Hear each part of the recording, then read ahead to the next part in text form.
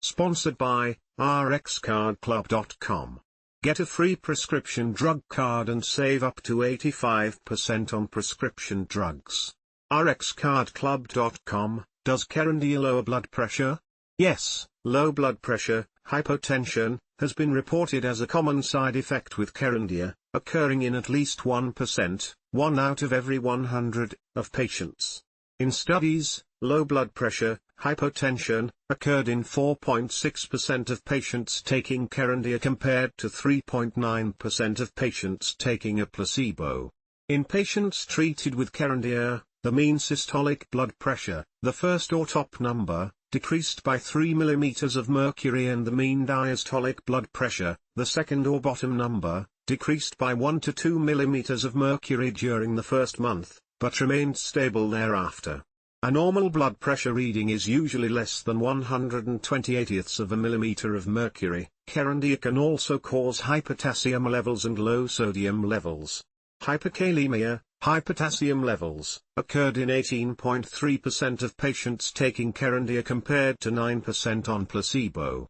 Hyponatremia, low sodium levels, occurred in 1.3% of patients taking Kerendia versus 0.7% of those in the placebo group. Before starting treatment and while you are taking Kerendia, your doctor will monitor your potassium levels and kidney function using a simple blood test from your vein. If you have any side effects, contact your doctor immediately to discuss them. Your doctor may need to change your dose, but do not change doses or stop the medication on your own.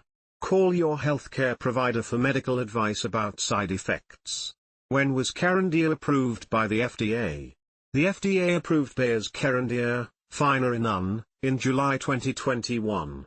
It is a first-in-class nonsteroidal, selective mineralocorticoid receptor antagonist, MRA, for the treatment of patients with chronic kidney disease, CKD, associated with type 2 diabetes, T2D. Kerendia is approved to reduce the risk of worsening of kidney disease, kidney failure, death due to cardiovascular, heart-related, disease, heart attack, hospitalization due to heart failure.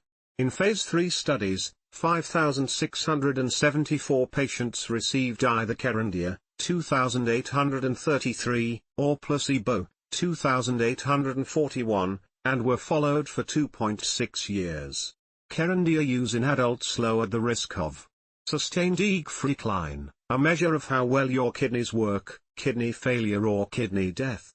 The combined risk for a cardiovascular, heart-related, death, non-fatal myocardial infarction, non-fatal heart attack, non-fatal stroke or hospitalization for heart failure.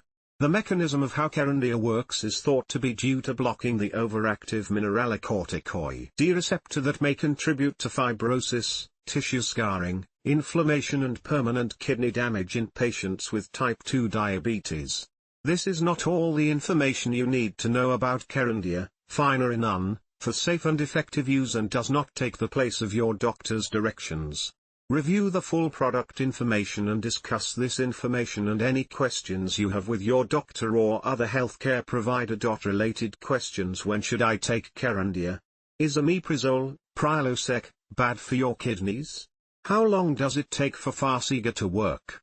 RxCardClub.com. Get a free prescription drug card and save up to 80% on prescription drugs.